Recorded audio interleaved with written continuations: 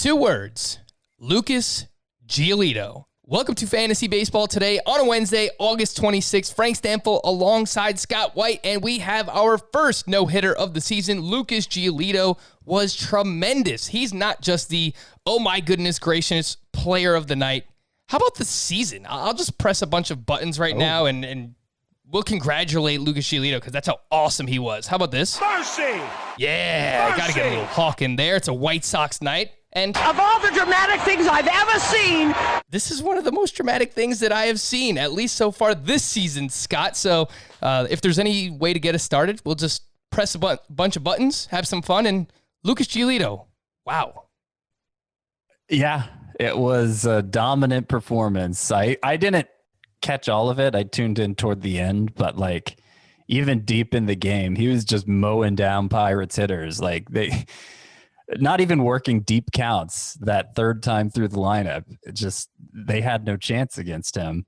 And second straight start with both 13 strikeouts and one walk for Lucas Giolito. So, I mean, clearly the changeup's back. But really, I mean, he was dominating with all of his pitches today. 30 swinging strikes. Well distributed between the fastball, changeup, and slider. I happened to catch, because I also watched part of the previous start when he had 13 strikeouts, and the broadcasting team was talking about how the White Sox are going to try consciously pairing him with James McCann now. And that seems to be working out pretty well because this is, he was a little slow out of the gate, Lucas Giolito. And since that, there was a case to be made. Was he a one-hit wonder in 2019? I was never really that worried about that, but I mean, these last two starts have obviously turned things around dramatically, and now he's in the discussion. Is he a top 5 pitcher in fantasy? Because he is just even better than he was for most of last year. Yeah, he was ridiculous on Tuesday night. The no-hitter, just one walk, 13 strikeouts. Scott, you mentioned what he's done over his past two starts. 17 innings pitched, 3 hits, 2 walks, 26 strikeouts for Lucas Giolito. Let me remind you that 2 years ago, Giolito led all qualified starting pitchers with a 6.13 ERA. So this is just a fantastic story. And I was watching the broadcast tonight as well, and they talked about him and James McCann talking a lot recently and working together. And shout out to Jason Benetti. I think he's done a fantastic job on the White Sox broadcast. But yeah, I think he is right in that conversation. He's worthy of being back inside the top 10 starting pitchers. The past two matchups have been very good. It's been the Tigers and the Pirates. But look, this is what you're supposed to do against those teams. And I don't see anyone else throwing no-hitters. So I think Lucas Giolito is worthy of that top 10 praise and could potentially be working on the top 5, seeing how he closes out the next month or so of the season. But yeah, he was absolutely fantastic. But let's move on to the actual, oh my goodness gracious, players of the night outside of Lucas Giolito. oh my goodness gracious! All right, Scott. I'm just going to take this away, and it seems like every podcast now I have an apology for someone, apology for fantasy owners, and this time it's for Tyler Glasnow. And I had a few tweets come my way on Tuesday night, and rightfully so, because just on yesterday's podcast, I said, you know what? In a points league, I would take Aaron Savale over Tyler Glasnow. And you know what Tyler Glasnow did? Boom! Right in my eye. 7 innings pitched, 5 hits, 2 earned, 1 walk, 13 strikeouts for Glasnow. 24 swinging strikes against the Orioles on 96 pitches. He used his curveball 50% of the time in this start. That is the most of his career. But I think the biggest takeaway for Glasnow in this one, and this is what will correlate with his success moving forward, is the command and not walking people, because he had just 1 walk in this start, 17 first pitch strikes to 27 batters that he faced. Glasnow was great, Scott, and this is exactly what we needed to see from him. Yes, it's good that you're now seeing the glass full on Glasnow. I wish I had I don't have the drum roll soundboard anymore, but that's okay. I regret it already. But no, I mean, that's the thing that we all have to try to remember, just how how small a sample 1 month of time is in a baseball context, and why you have to remember that, like, I understand Tyler Glasnow had been a disappointment to this point. His longest start prior to the 7-inning effort was 5 2/3 innings last time out, and I think that was his first 5-inning start. So he hadn't even gone the minimum for a quality start yet. But what you have to remember is, like, if you believe the skills are still intact, then you should trust that the production will come over time. Eventually it'll come. And you can't say exactly when eventually is, but it's sooner than later. And it's come now for Glasnow, and shouldn't really have any thoughts about removing him from your lineup. I think from this point forward, I'm not sure who had quite the pitching depth to consider removing him prior to this, but now I think it's definite that shouldn't be something you consider. Today on the show, by the way, we're going to reveal our final trade targets. I know the trade deadline in real baseball and in fantasy baseball is approaching, so some buy low, some sell high candidates, top 5 starting pitchers for next season, some Tuesday standouts, and a whole bunch more that I doubt that we'll get to, because that's what I always do here on the show. But Scott, I mean, I think most people, whenever they see performances like this, and I think we've already received a few emails tonight, are going to ask, should I try and sell high? Like, is this the time where I should be looking to move a player like Glasnow or Giolito? And to that, you would say blank. No, I don't think. I think given how dominant they have the potential to be at a position where you really can't have enough, because there aren't enough to go around, and it's basically half the game in fantasy. I just don't think you're going to find a return that's to your satisfaction. Like, to trade a pitcher of this caliber, you have to get a pitcher of this caliber back. And like, I just don't see many people making that trade. If they're trading for, if they're going to go crazy for a pitcher who just had an amazing start, it's probably because they're really desperate for pitching and they're not giving up a pitcher that's anywhere close to that. It never hurts to try. I just don't think it's especially realistic. Giolito, top 10 is where he's going to be in my rest of season rankings. Glasnow, I think I moved him up to 19. So like, they're legitimately high end at a position where that, like, a high end pitcher is the most valuable thing in fantasy baseball right now. All right. The last thing I'll ask you about Glasnow, and then we can move on from him, is it fair that we don't talk about him only being a 2-pitch pitcher as much as we might talk about someone like Chris Paddock? Because Glasnow is just fastball, curveball. I think he might be able to get away with it because his fastball's like 97 and his curveball is like really good. That might be the only way you could get away with being a 2-pitch pitcher, but do we kind of give Glasnow a pass because of that at times, Scott? I don't think... That's an interesting question. I don't see how having only 2 pitches is holding Glasnow back. I can see how being inefficient is, maybe having some control issue is, but I don't see, like, when you're looking at the ways he falls short from time to time, it's not anything you can attribute to having only 2 pitches. I don't see that being the case. I mean, Paddock's 2 pitches are really good pitches too. And, I assume you're drawing that comparison because Paddock also pitched on Tuesday and it went rather poorly.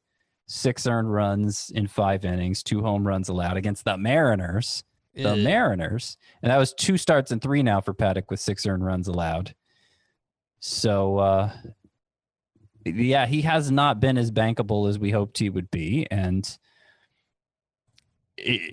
a lot of our explanation for it is he's this 2-pitch pitcher. But like, that's reflected in, okay, as good as these pitches are, the swinging strike rate and even the strikeout rate this year is not really lending itself to dominance. He's a fly ball pitcher. He's vulnerable to home runs. I just, there's a lot more shots to take at Paddock, I guess, than there is at Glasnow, and it's why I don't really worry so much about the 2-pitch thing with Glasnow. Fair enough, Scott. So we had Giolito, we have Glasnow. Your oh my goodness gracious player, your standout from Tuesday. Who would you like to highlight, Scott? I would like to highlight Kyle Tucker. Kyle Tucker doing big things. Oh, I just realized they played a doubleheader today, so this math probably isn't totally right, but I can adjust on the fly. Okay, so in the second game of that doubleheader, he went 2 for 3 with a triple. That makes him 12 for 24 with 3 home runs now in his last 8 games. And you look at his full season numbers, they're starting to look pretty good. A slash line now for Kyle Tucker of 262, 328, 551. The expected stats look even better than that. And, it seems like now that the playing time, like there's really no reason to question how much he's going to be in the lineup. He's found that stability in a major league lineup finally after, this is year 3 of us begging for it. It seems like he's starting to settle in and look like the guy we were seeing in the minors, and that could be a very productive player in fantasy. So things are looking up for Kyle Tucker. They definitely are. And you know what? If I'm going to apologize to everybody for Tyler Glasnow, I'm going to give myself a little bit of pat on the back for Kyle Tucker, because I believe it was last week, once Yordan Alvarez went down and we knew he was having season-ending surgery, I said, I think Kyle Tucker's just about to take off. And last 4 games in particular, he's batting right in the middle of the lineup, 4th or 5th, and he's getting it done, man. So you hit on it, Scott, too. It's triple slash looks good. He's batting well against lefties. Kyle Tucker looks like that stud we all thought that he could be now that he is getting some playing time. News and notes. All right, finally, Mike Clevenger will be recalled and will start on Wednesday for Cleveland. It will be his first start since August 5th, and I'll assume he might be on a pitch count as a result of that. I guess we'll see, and he's going up against the Minnesota Twins, so not really the greatest matchup. The people are asking again, what do we do with Zach Plesac? Yeah, so the GM or president of baseball ops, I can't remember officially what title their front office leader has, but he had a conversation with him about how they just don't have a spot in the rotation for him right now, Zach Plesac, which, if they're rolling with Tristan McKenzie, it is true because, everyone else in the rotation, Bieber, Carrasco, Savale, they're obviously not coming out. So that's true. Now, I think Plesac is 10 days into what would be an 18-day stretch. If he's down for 18 days, they get that extra year of service time. I don't know why they want to follow through on that at this point. So I would suspect he'll be down for at least another week, thereabouts. I'm sure there will be an opening at some point for him. It's more likely than not that something will happen to create an opening there. And as good as he's been, and I believe in terms of head-to-head points per game, he's top 5 or definitely top 10 among all starting pitchers. Zach Plesac is this year. I'd continue to stash him. Yeah, that's the main question. People are trying to figure out, should they drop him? It's tough to hold someone this long. I get it. And you can't even stash him on the IL. So, yeah, he's third right now in fantasy points per game behind only Bieber and Trevor Bauer. So, but that gets back to what starting pitcher looks like right now. Like we keep taking all these shots on starting pitchers off the waiver wire just in the hope they can become something halfway stable. And Plesac, you have a pretty good reason to believe is good, maybe even very good.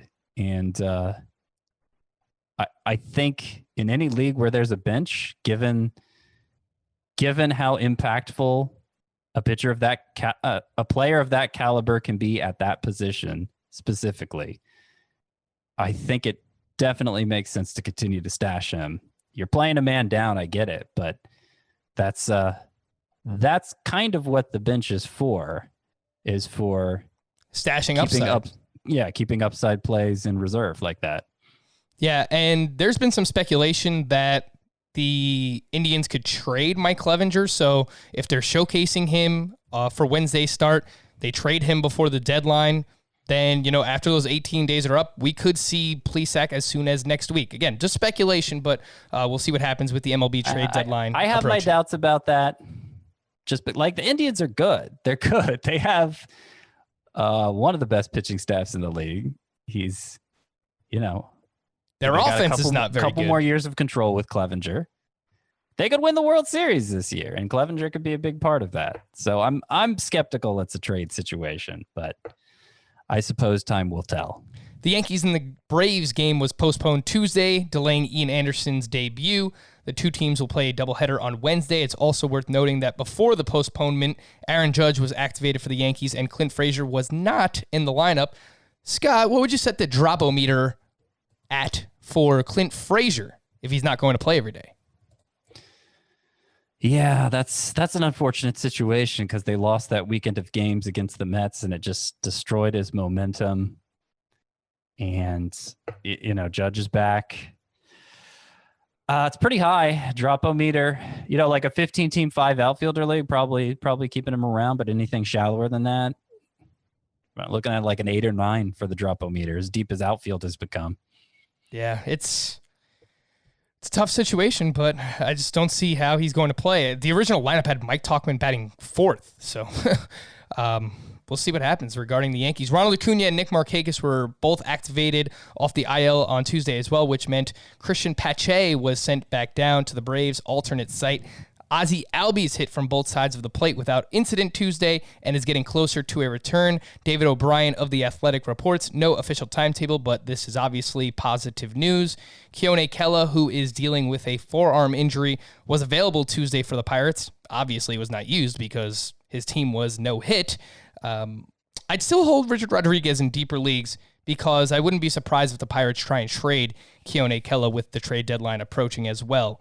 And I think Richard Rodriguez would probably be the next man up. Justin Turner, who was dealing with a hamstring injury, was back in the lineup for the Dodgers. Charlie Blackmon was also back in action for the Rockies. Josh Donaldson is playing in Twins inter-squad games, which sounds like he's close, but there is no formal timetable for his return yet. Manager Rick Renteria said Tuesday that Nick Madrigal requires, quote, at least a few more days at the team's alternate training site before returning. James Fegan of The Athletic reports still sounds like he could be back in the next week or so. Again, that is Nick Madrigal. Nathan Eovaldi's start was pushed back from Wednesday to Saturday this week. The only thing that really changes is that Eovaldi will now not be a 2-start pitcher for next week, which is unfortunate. Charlie Morton threw another successful 25-pitch bullpen on Tuesday, which is a good sign, but there has been no official timetable for Charlie Morton, at least that I haven't seen. And then Anthony Bass was unavailable Monday when Jordan Romano got the save, but was available Tuesday against the Red Sox, and manager Charlie Montoyo said he is comfortable with either pitcher saving games. So, yay. Bullpen, Scott. This is just... And Ken Giles might not be more than a couple weeks away, too. He's been throwing some bullpens as well. Yeah. So that's... Yeah, I still think Jordan Romano is the one I want of that group for now, and I'd probably rank Bass 3rd behind Giles. But we're going to see a few different guys get saves there between now and the end of the season. Speaking of bullpens, by the way, we know how fun the Tampa Bay Rays always are, and a gentleman named Edgar Garcia picked up the save on Tuesday. The other day, it was John Curtis. So moving forward, whenever the Rays pick up a save, we're going to have a new segment here on the show. Send us your name in an email. Put Rays reliever in the subject line. Next time someone gets a save for this team, I'll either say the reliever's name or the Fantasy Baseball Today listener. Scott will try and figure out which one it is, whether it's a Fantasy Baseball Today listener or an actual Rays reliever, because the past 2 saves, I've never heard of these relievers in my life, and those are the gentlemen who are picking up saves for this Major League Baseball team. Getting back to the Blue Jays, though, Travis Shaw exited Tuesday's game against the Red Sox with right knee discomfort. He should be considered day-to-day. Bo Bichette was cleared for baseball activities this weekend, so we may see him early to mid-September. And Nate Pearson was diagnosed with a flexor strain. Scott, is this time for Pearson in Dynasty Leagues? I don't think so. No, I mean, I wonder about his availability for this season, but I think I already saw something that said he's done for this year. Okay, yeah, no, I imagine he'll be rested and ready to go by next year. I mean, do you have concerns? No, I just hope this doesn't like preclude a bigger injury because we see like these sometimes these flexor strains could be precursors for like Tommy John, but God forbid, let's not have that happen to Nate Pearson. I think that there's still a lot to be excited about. And you know what makes me say, Scott? Credit card debt. You don't need to be an expert to know that consolidating credit card debt into one low fixed rate can save you money. Start saving today with a credit card consolidation loan from Lightstream. Lightstream's fixed rate credit card consolidation loans start at 5.95% APR with auto pay and excellent credit. Get a loan from $5,000 to $100,000 with absolutely no fees. Look, I know it's tough to deal with credit card debt. It can be really overwhelming. Luckily, Lightstream can help. Here's what Ethan had to say about Lightstream. I have borrowed multiple personal loans throughout my professional career, and you guys offer by far the most outstanding overall experience of all of them. I look forward to much more business with you over the years. Our listeners can save more with an additional interest rate discount. The only way to get this discount is to go to lightstream.com/strike. That's lightstream.com/strike. STRIKE. Subject to credit approval. Rate includes 0.50% auto pay discount. Terms and conditions apply, and offers are subject to change without notice. Visit lightstream.com/strike for more information. Scott, our email of the day is from Anthony. And he asks, can you possibly spend some time talking updated keeper rankings? One of my teams is a dumpster fire, and I wouldn't mind upgrading my pitchers for next year. Can you possibly give me your top 5 to 10 pitchers going into next season? And I'll throw one on top of that for you, Scott, because this is something that I've wrestled with in the past as well. If you look like you're out of it this season, the deadline is approaching, you don't think that you're going to make the playoffs, you're starting to plan for the next season, do you have a problem with fire sailing your team this year to help someone else, but in order to get keepers to help you for next year and years to come? Is that something that you would condone doing? And who are your top 5 pitchers heading into next year at this point? Oh, yeah. Yeah, you it's a no-brainer. Within the framework that the league provides. You have to be a good steward of your team. You have to do what's in its best interests. And if you're clearly out of it for this year, that means going all out for next year. Now, I can understand how onlookers in that league might be like, see you trading some stars that you're not going to keep, some really good players anyway, that you're not going to keep to a team that's in contention and being like, that's not fair. Why does this competitor of mine get a big influx of talent? Because this guy's going all in for next year. But like that's a rules problem. Like if it's really egregious, that's a problem with the league's rules, not a problem with the person who's looking out for his team's interests. And like you can set up a keeper league so that,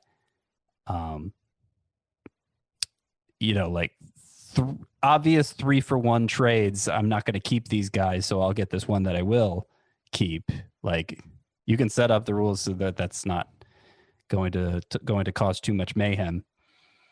So as for the top 5 pitchers for next year, I mean, the obvious top 3 are Bieber, DeGrom, and Cole, right? In some order. I agree. That's 3. Yep. I mean, as of right now, I'm still inclined to believe Scherzer, we're going to think of him as number 4 heading into next year. He doesn't have a lot of long-term keeper value because of his age. And so I'm not sure the exact setup of your league, how much that matters to you. But I would suspect he'll be in the top 5 still, and I would still put Walker Buehler in the top 5. Probably the leading candidates if you wanted to bump out Scherzer would be Aaron Nola, maybe Lucas Giolito, Trevor Bauer. Boo. Yeah, I'm just kidding. Jack Flaherty's probably still a candidate, especially if your league incentivizes long term. I mean, Jack Flaherty's very young. Lucas Giolito's very young. Bowers, he's getting up there in age. So that's something to keep in mind. But I would say, just from a strict, who are your top 5 pitchers in a redraft league heading into next year? I would right now say Bieber, DeGrom, Cole, Scherzer, and Buehler. Yeah, I don't think that's crazy. I might put Aaron Nola ahead of Walker Buehler, but we'll see how Walker Buehler finishes out the season this year. He was phenomenal in his last start. Sonny Gray is a name that I also think is on the cusp here. I think he's inside the top 10. Yu Darvish is a name that has been fantastic as well. And then some younger pitchers who you might want to target in a keeper league if they went at a discount this year, and that affects, their keeper status for years to come. Zach Gallen, Max Fried, Jesus Luzardo, Dinelson Lamet, and of course Aaron Savale, who I'd rather own over Tyler Glasnow. Remind everyone of that. Why don't you say Glasnow then? I guess Glasnow is in that mix too. I was thinking more so like guys that went a little bit later in drafts that, Yeah. If that makes sense. If it's the round that you keep them the next year, right. you keep them for an right. auction no, value. I got you. Yeah, but Glasnow is very, very good, clearly. So, but those are some of the pitchers that you could look at heading into next year. The fantasy trade deadline is approaching as well, Scott. So, some final buy low options, some sell highs. Who are you personally trying to go out there and acquire for this stretch run, Scott? Well, it's interesting that you bring this up because I was just thinking today, seeing Eric Hosmer hit a home run for the Padres. Things are still looking awfully promising for Eric Hosmer. He had that issue with the stomach that had him in and out of the lineup, even put him on the IL for a while, and has been kind of cold since then. But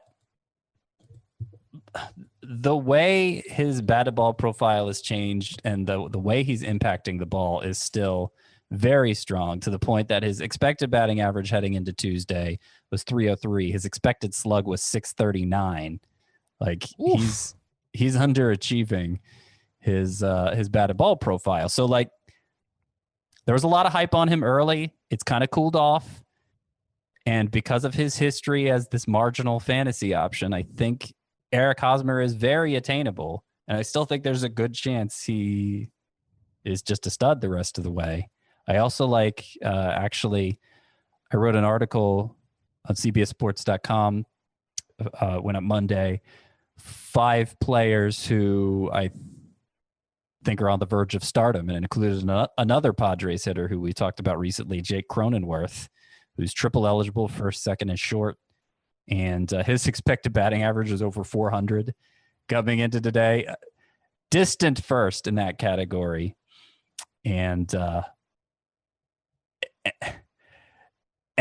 yet, like, you look at the batted ball profile, and there's nothing that screams, other than that number itself, there's nothing that you're like, okay, so he's obviously going to regress here.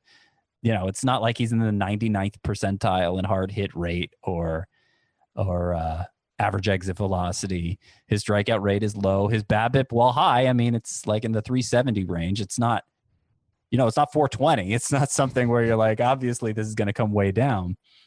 So like, Jake Coronenworth seems like he might be on the verge of being a stud. Others in that column included Jesse Winker, Framber Valdez, who you'd be buying high on at this point, but I think it might be worth it. Corbin Burns and Giovanni Gallegos. I think, my number one target, and this was kind of my philosophy heading into 2020, is I feel like the players, and I referred to it already twice in the show, but the players who have the most value by far, the ones who matter the most, make the biggest difference for your team winning and losing, are starting pitchers, quality starting pitchers, having guys you can really rely on to set you apart at that spot. So in all my leagues, I'm always looking for more high-end starting pitchers any way I can get them. And obviously some are going to be more attainable than others. Jack Flaherty owner might be kind of frustrated with him at this point because he's been unavailable for so long and he's having to build up again. But there's no reason to think Jack Flaherty isn't going to be great the rest of the way. Carlos Carrasco, still have a lot of faith in him. Honestly, I don't think Chris Paddock is a bad buy low. It's not. Or Jose Barrios, who's kind of, they look like they're very similar pitchers at this point, but I think they're both going to be bankable going forward. Even Mike Clevenger, I could see making a play for him. Let's see who else. Scott, I will just say, just regarding this article, I'm sure it's a fantastic article, but visually, the one thing that I took away from this was your use of a Golden Girls gif. Yeah. You have Blanche splashing water on her face. Oh, yeah. It's fantastic. I had to cool myself down after after getting amped up over Jake Coronenworth. So, yeah, it demanded the use of a GIF, I feel like, in the article there. Yeah, I mean, I'm not sure who else would be considered a buy low among the starting pitcher class that has genuinely earned my trust, because that's really what it comes down to. Who can I actually trust at this uber important position? And I think those are probably the prime targets. I don't know how attainable Blake Snell would be at this point, but I'd take him. I don't know. Do you see anybody else there? Or do you have any other candidates otherwise? I have some buy lows, no pitchers, though. I think the ones that you hit on, Carrasco and Paddock, if you trust that they are going to be better, and that means, you trust the stuff being, better moving forward, obviously. Carrasco. And I'm telling you, you should. You should. Carrasco has struggled with some walks. He's allowed some hard contact this year.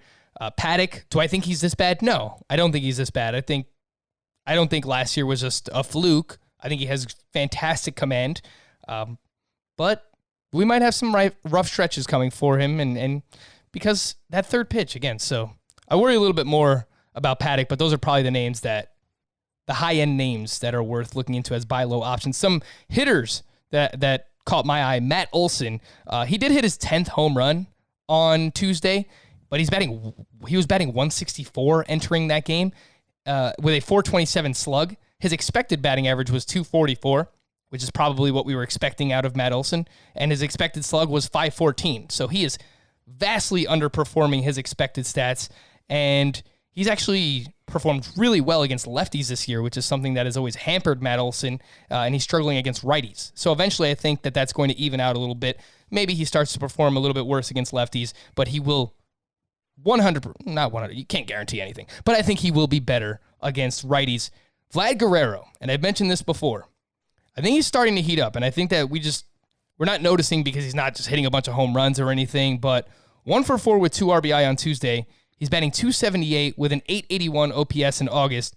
The ground ball rate this month is down 17%, and the line drives are way up. And he's another one that he's underperforming his expected stats to this point. So Vlad Guerrero was a name that I was interested in. And if you could pull it off, Christian Yelich and any of the other first-round names, but specifically Yelich stood out to me. He has a 30% strikeout rate. That's just not like Christian Yelich, and he's still impacting the ball very hard. He has a 222 BABIP, whereas he's a career 356 guy. I think we have enough of a track record. I think Christian Yelich is going to be better over the next month of the season. So if you can pull it off, that's something that I would look at. And yeah, there are a lot of buy low opportunities at hitter. A lot. I'm not sure there's a single hitter that I liked coming into the season that I given up on, that I'm done with. So, I'm thinking somebody like Marcus Simeon, who now he's starting to heat up too. Second straight 3-hit game right on Tuesday. He has 3 strikeouts in his last 6 games. Maybe he's starting to turn it around. Even if not, there's a good chance the guy who drafted Marcus Simeon is on the verge of dropping him. So with that in mind, you could make a pretty weak offer for him and maybe pull it off. I'd be happy to do that for a Simeon or a Josh Bell. Certainly somebody like Nolan Arenado looks like a buy low. I don't think the Nolan Arenado guy is on the verge of dropping him, but I think you could buy him at a discount and such a stable track record. I'm very confident this next month is going to go better for him. Pretty confident in JD Martinez too. Really just about any hitter I believed in coming into the season. If you if you know what a buy low is and you trust that you're genuinely doing it for them, I think that's a wise move. Yeah, the JD Martinez one, remember the split that I brought up right before the season, Scott, that he struggled big time against right-handed pitching last year compared to left-handed pitching. That is kind of carried over to this year, so that's something I really don't like to see out of JD Martinez. I still think that he'll be better, but we now have a 2-season, not really because it's like a month into the season, but we have a bit of a sample of him struggling against right-handed pitching now, dating back to last year. And some of the trade offers I've seen for Nolan Arenado that people are sending in are definite buy low situations. So I think some people are worried about Arenado, and that's one that I would look into acquiring as well. The panic is always high early in the season. After a few weeks, people get ahead of themselves and think this is just who he is now. And so much of my job at that early stage of the season is to talk people off the ledge on players. But like the panic has got to be higher than ever when a month in the season is halfway over, so that seems like a really good opportunity to exploit people's emotions, their sense of panic, and do some truly heinous things to them. My maybe most obvious sell high candidate right now is Christian Javier, who went up against the Angels on Tuesday, 5 2/3, 3 hits, 3 earned, 2 walks, 5 strikeouts.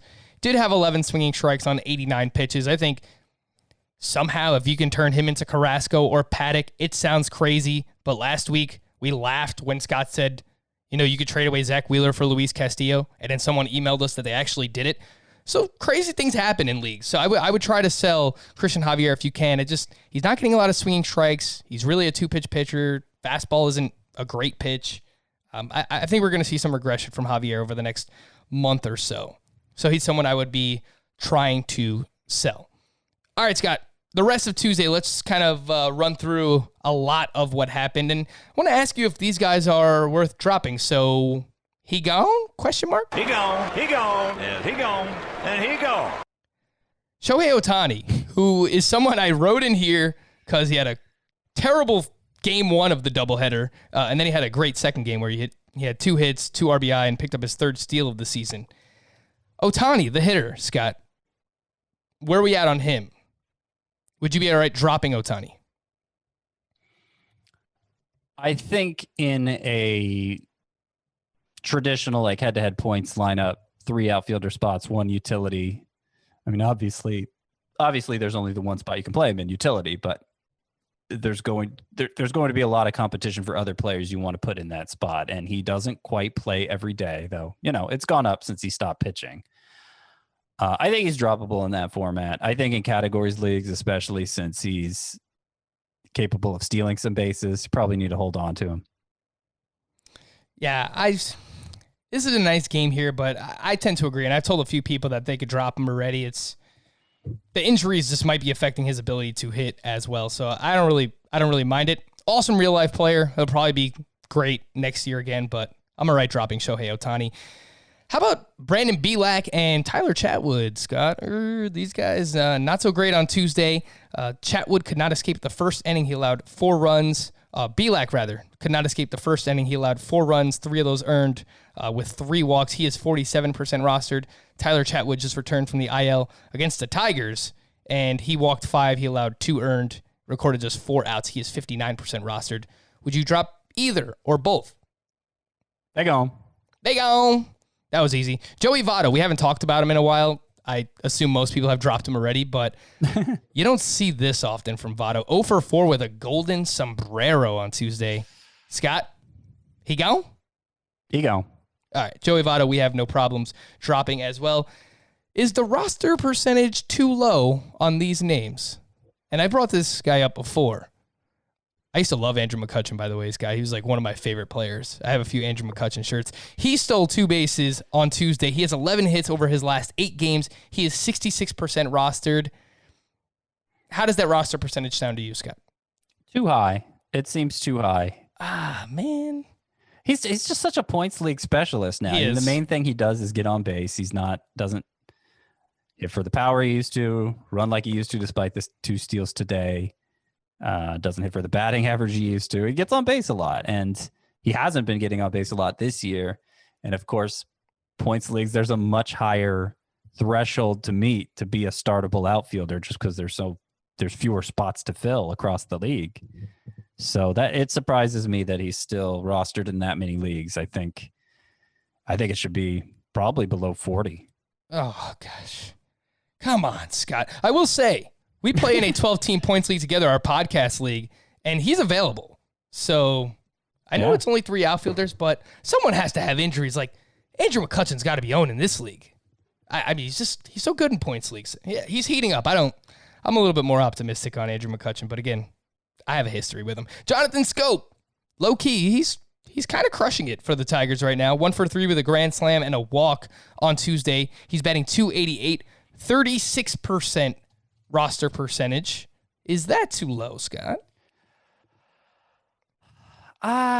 It's not very high, so I guess it could be higher. He's certainly hot right now. Nothing in his batted ball profile has changed from a year ago when he's pretty forgettable. He did hit 23 home runs, but the thing about Jonathan Scope is he walks so infrequently, and such a large percentage of his hits are home runs that he's kind of all or nothing in terms of when he's helping your team and when he's not. And you're usually chasing the all and end up with the nothing with Jonathan Scope.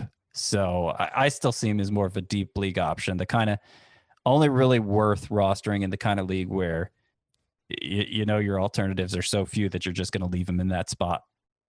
I have a few more deeper league names here for you, and they're both rostered in less than 10% of CBS leagues, maybe for good reason. We're about to find out. Brandon Belt.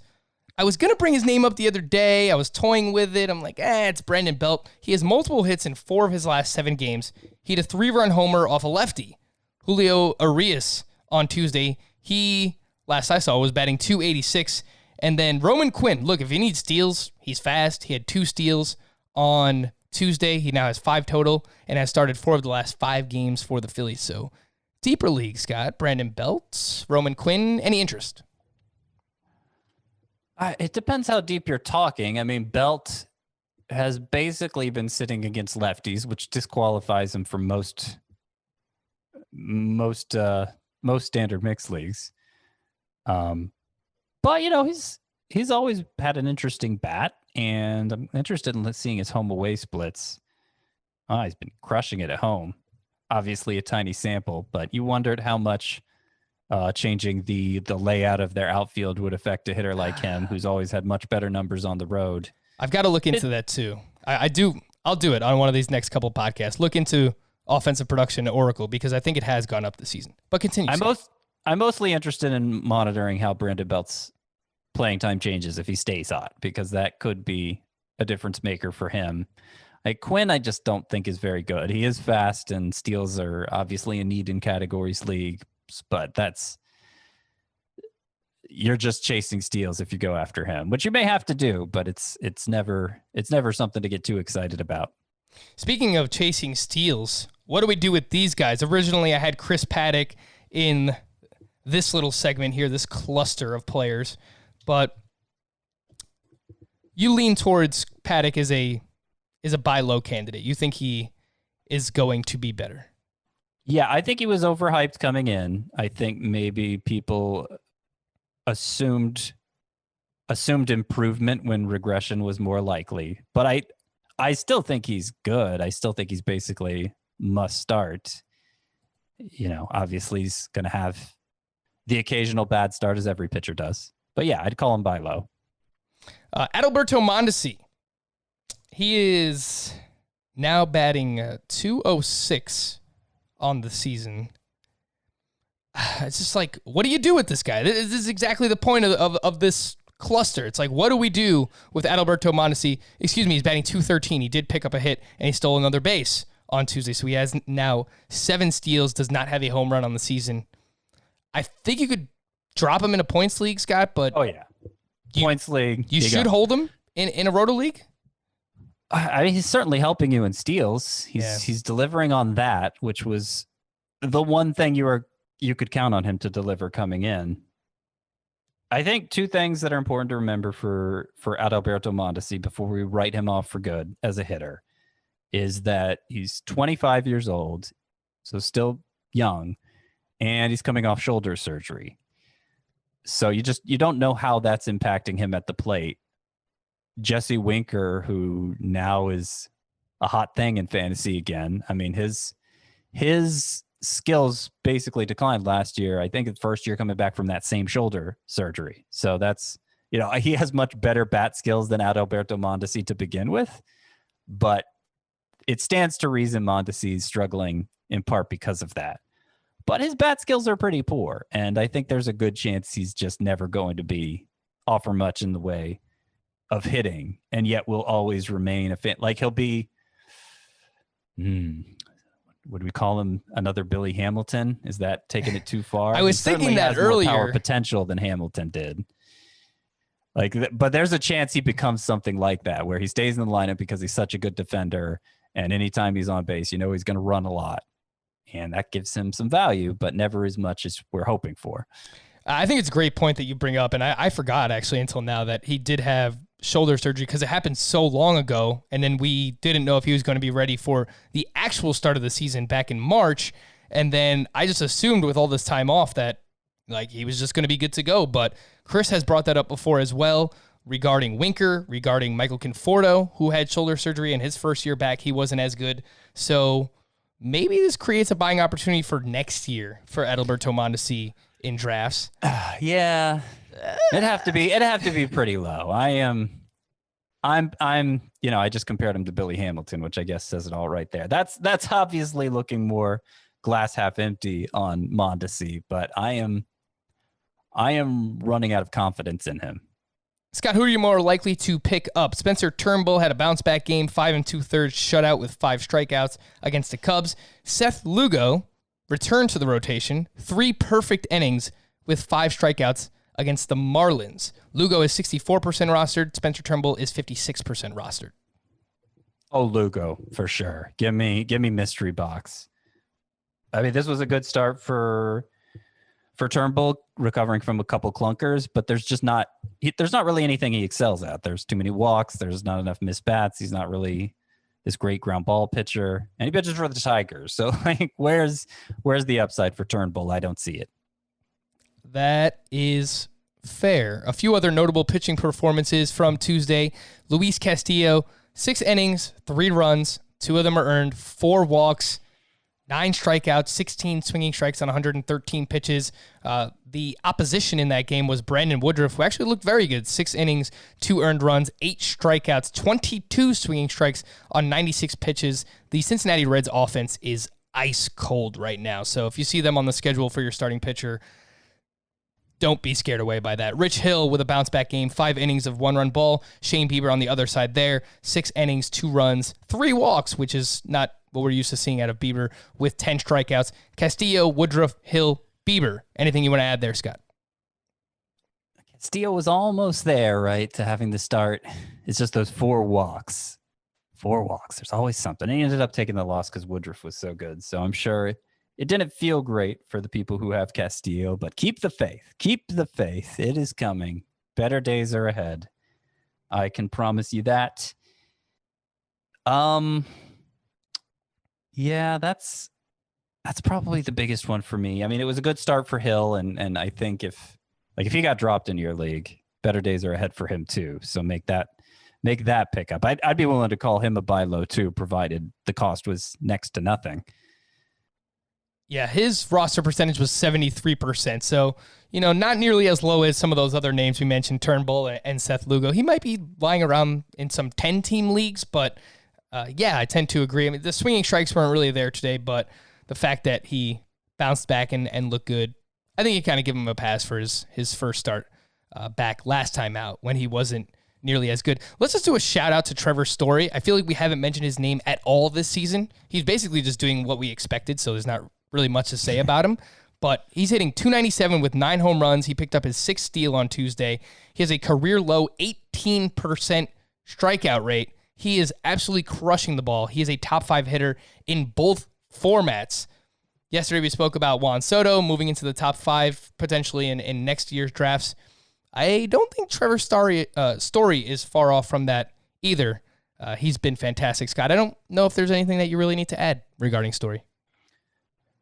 There isn't, though. I mean, right now, the biggest consideration when I'm imagining how the start of next year's draft is going to look is where you slot the pitchers relative to the hitters, because I feel like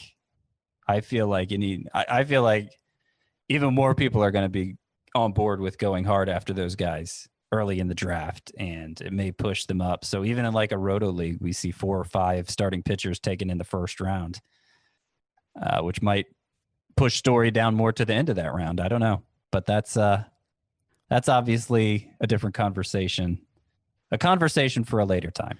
I'm kind of looking forward to talking about like next year already. Like I'm getting giddy thinking about drafts next year. But what I've thought so far is I think at least the first round is going to look somewhat similar to this year, where we're going to have 3 or 4 hitters at the top. Whether it's Trout, Juan Soto, Mookie Betts, Fernando Tatis is going to be in that mix. Then I think we see those 3 starting pitchers in the middle of the first: Bieber, Cole, DeGrom, and then I think we start to get back into like Acuna, which might even be inside the top 5 as well. Acuna, Yelich, Trevor Story. I think those are all kind of like mid-first round picks as well. But it's going to be fun. It's going to be fun to talk about in the offseason as well. All right, we're going to take a quick break here. When we come back, we're going to answer some of your questions, and we got to get back to stream or not to stream for Wednesday starters. We'll do that here on Fantasy Baseball Today. Welcome back to Fantasy Baseball Today. And Scott, I know that there was a Marlins prospect who made his debut on Tuesday that we potentially overlooked. Trevor Rogers was pretty good in his debut. What do you have on him? Yeah, I mean, kind of a mixed bag. 4 innings. He walked 5, so he wasn't able to pitch much more than 4 innings, but he struck out 6, 12 swinging strikes on 87 pitches, and he allowed only 1 hit in the 4 innings. And he's a prospect. Like, he wasn't on any top 100 lists, but he's one of those pitching prospects who, because the sea of pitching prospects is so vast, and because the ones who actually amount to something, is a puddle by comparison, it's really hard for anybody to sort out which of those pitchers are going to become part of the puddle, what part of the sea is going to form that puddle when all those pitchers arrive. And like Rogers, looking at his minor league numbers, especially at high class A last year, 2.53 ERA, 110 whip, 10 strikeouts per 9 innings, a good walk rate. Struggled in 5 starts at Double-A after that. But like I was monitoring him pretty closely last season because those numbers really stood out on the minor league leaderboards. He has a really good fastball, a secondary arsenal that's a work in progress, but shows some potential. And off and on, he's had some control issues, as we saw in his debut here. But the Marlins, I think, we don't like to give them credit for anything, but I think they're developing a reputation for being good at developing pitchers. I think that's fair. Yeah. I mean, Pablo Lopez wasn't much of anything. Caleb Smith wasn't much of anything. None of the Stallions were really like these high-end prospects. And frankly, Zach Gallen, before they got him from the Cardinals, wasn't much of anything. Now they traded him, so maybe they don't really know what they're doing. They can't get out of their own way, man. Look, I hope Jazz Chisholm turns into a great player, but my God, like to trade away Zach Gallen. Oh, it's really hard to develop pitching. The Indians seem to be better at it than any other organization. The Dodgers, Astros, and Rays are all great at developing players just in general, but they've done a pretty good job with pitchers. But the Marlins, I think, might be starting to develop a reputation for at least the pitchers as well. And Rogers, I'm not rushing out to add him, but I think he's somebody to keep an eye on. That's what's the first name? Trevor. There's a lot of Trevor Rogers. Yeah, there's a lot of T Rogers in the leagues right now, kind of like the D Murphys of 10 years ago. But yeah. Trevor Rogers is the Marlins guy. Not to be confused with former Stallion Trevor Richards. It's very, the names are way too close there. All right, Scott, let's answer as many questions as we possibly can right now. From A Banter, our head-to-head categories playoffs starts next week. The Cardinals play 7, 8, 10, and 8 games in September over the next 4 weeks, or the final 4 weeks, whatever it is. Please rank in order who you would want from this team. Matt Carpenter, Tommy Edman, Colton Wong, Dylan Carlson, Brad Miller. I think it's Carlson 1. I think I'll still go Edmund 2, even though he's done basically nothing. I don't think he's stolen a base yet. He is getting the playing time. And, obviously his sample is smaller than most players up to this point. So I'll go Carlson 1, Edmund 2. I think Wong still 3, but that's more for the steals potential in Roto. Carpenter, Miller are basically tied, just whoever's the hot hand between the two of them. These are from our Apple Podcast reviews. Continue to send those in. We really appreciate it. From Mo Stats. I wonder if that's like Mo Baseball. I don't have the thing ready either.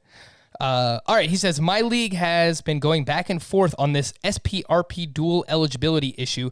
A couple of teams in my 12-team head-to-head points league have put relief pitchers like Matt Foster, Drew Pomeranz, at the time, this was a couple of days ago, and Chad Green in the starting pitcher position. They would pick up 7 or 8 points here or there and would add 15 to 20 points every night total. Our commish has banned this strategy, but I feel like it's cutting out some players you can add on your team like Tommy Malone or a Taylor Clark. They aren't charged with a start, but they also go 3 innings and accumulated enough points where it seemed unfair. Let me know what you all think is a good way to handle this. Thanks. So it sounds like you're putting actual relief pitchers in your starting pitcher spots. But if there was no rule about this before the season, I don't think that you should be allowed to just change it midseason. Yeah, I don't know why. Like, it's not so advantageous, at least if it's traditional points league scoring, that I'd even understand why you'd be compelled to ban it. You're basically punting on the idea I can get a lot of production from a starting pitcher in this spot, because a multi-inning outing from one of those relievers might get you 8 points, assuming there's no win, no save. It might give you 6 to 8 points. And if they do that 2 or 3 times a week, okay, it's a respectable point total from an SP spot, but it's only respectable. And they're not going to do that every week. And so it just seems like, the SPARP, the really good starting pitcher in a relief pitcher spot compared to the average closer, that was more advantageous than this seems like it is. This seems like making the best of a bad situation.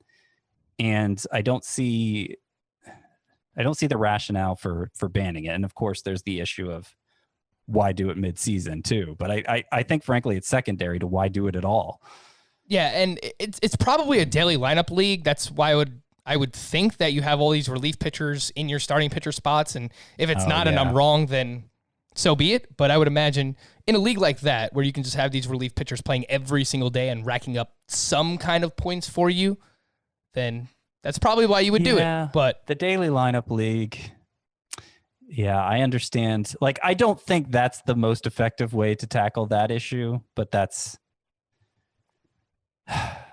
like, I know this is an unpopular opinion, but I feel like the easiest way to get around obsessive pitcher streaming in a daily lineup league is to have fab or waivers run just once a week. And then you don't have to worry about this. That's all right by me. From Moose Ram Prof. My first season isn't going great. I'm in a 12-team head-to-head points league where 4 make the playoffs, and I'm 0-3. The only bright spot is that this is a keeper league with 3 keepers for up to 3 years per player at original auction price. Would it be a good idea to, quote, sell the farm on anyone that wouldn't be considered a valued keeper and overpay for someone looking into next year? Who are some keepers that might have been good values from this year's draft? We mentioned a few of these names a little bit earlier on, but some names that stood out to me when I was looking through the league leaders were Luke Voigt, Tom Smith, Brandon Lau, Corey Seager, Kyle Lewis, Kyle Tucker, Sonny Gray, Lance Lynn, Kenta Maeda, Zach Gallen, Max Fried, Dinelson Lamet, Aaron Savale. Anyone else that was going deeper in drafts that you might want to look at as a keeper? Mike Yastrzemski, too. There probably are. It would be difficult for me to match them up against this list and pull them out of the blue. But I would just stress going after the pitchers hardest in this, because there are going to be many more new hitters that emerge off the waiver wire for cheap next year than there will be pitchers. And you just want to give yourself the best chance of having a strong pitching staff from the start of things as you can. From Eve Gotsky 115. Grade the trade Freddie Freeman and Casey Mize for Zach Gallen, Tyler Glasnow, Keston Hiura, and Daniel Murphy. I am dropping Murphy for Luke Voigt. It's a points keeper league, so that turns into Zach Gallen, Tyler Glasnow, Keston Hiura, and Luke Voigt for Freddie Freeman and Casey Mize. In a league where Voigt is still out there, I'm not sure anything you do even matters. But I will say, yeah, that's a good trade even before considering the Voigt aspect of it. I'm not sure if there are keeper considerations, but it doesn't tell us what they are. So I will give this trade an A-. I'll give it an A. I like it a lot. From Sub Alar, 12-team head-to-head category league. Should I trade Donaldson Lamet for George Springer and Miguel Sano? My pitching consists of Lamet, DeGrom, Darvish, Fried, Maeda. Ooh, you hate to give up pitching, but that is a mighty fine return. Unless you were just crushing it in the hitter categories, I don't see how I could say no to this. Yeah, the only thing I'll say is like Springer's been in and out of the lineup. I think he only played one of the 2 games, or maybe didn't play any of them at all. Just make sure he's healthy. I think if he's fine, like that is a great return. Oh no, he is. I will also say if it's obvious Springer and Sano would be starters for you. If you're going to trade for the 2 of them just to have one sit on your bench, it's probably not worth it to give up a high-end pitcher in Lamet, just given the state of pitching right now. To stream or not stream for Wednesday, let's run through some of these names. Trevor Williams at the White Sox. Scott? No. How about Dallas Keuchel on the other side? That's a no-brainer. Ian Anderson going up against the Yankees in his debut. Ooh. No, you don't want to do it. Masahiro Tanaka against the Braves. Better not. Max Fried is he a must start against the Yankees? Probably, right? Yeah, I would say so, yeah. Aaron Nola is a must start. Patrick Corbin is a must start. This person's name is Brewer for the Red Sox, so I assume he's bad. Asher Wojciechowski at the Rays. No. No. How about Trevor Richards on the other side against Baltimore? No. Okay, I mean, I kind of thought about it. John Lester at the Tigers. Got blown up his last start. I think the last 2 starts. Decent matchup. The Tigers stink. I don't know. Somebody called me out for making fun of the Tigers today. I don't feel like I make fun of the Tigers. They stink. They do. But they're trying to stink. That's their game plan right now. So that's, you shouldn't be offended by that as a Tigers fan. That's how you got Spencer Torkelson. Yeah, that's a sit for me. Jose Barrios, I assume we're still starting against Cleveland. Clevenger, first game back. You start him, Scott? I think I do. Yeah, even against the Twins. Yeah, I probably do in most circumstances. Eliezer Hernandez at the Mets. Yeah, I'd do that. Jacob deGrom is must start. Mike Fiers at Texas. No. Colby Allard versus Oakland. No. Sonny Gray is a must start. Adrian Hauser at home against the Reds. Sure. As I mentioned, that lineup is ice cold. Jake Junis at the Cardinals. No. Dakota Hudson on the other side against the Royals. Ooh. I had a points league scenario, I would. If I was looking for a win specifically, I would. Always worry about the whip a little with Hudson. Taijuan Walker, who apparently is on the trading block at the Padres. Nah. Dinelson Lamet is must start. John Gray on the road. Oh, this is going to be a fantastic game to watch. John Gray against Robbie Ray. What can possibly go wrong? Oh my God, skip. Clayton Kershaw is a must start. Kevin Gausman at home against the Dodgers. If I was chasing strikeouts, I'd do that. Otherwise, no. He is Scott. I am Frank. Thank you all for listening and watching Fantasy Baseball today on our YouTube channel. We'll be back again tomorrow. Bye-bye.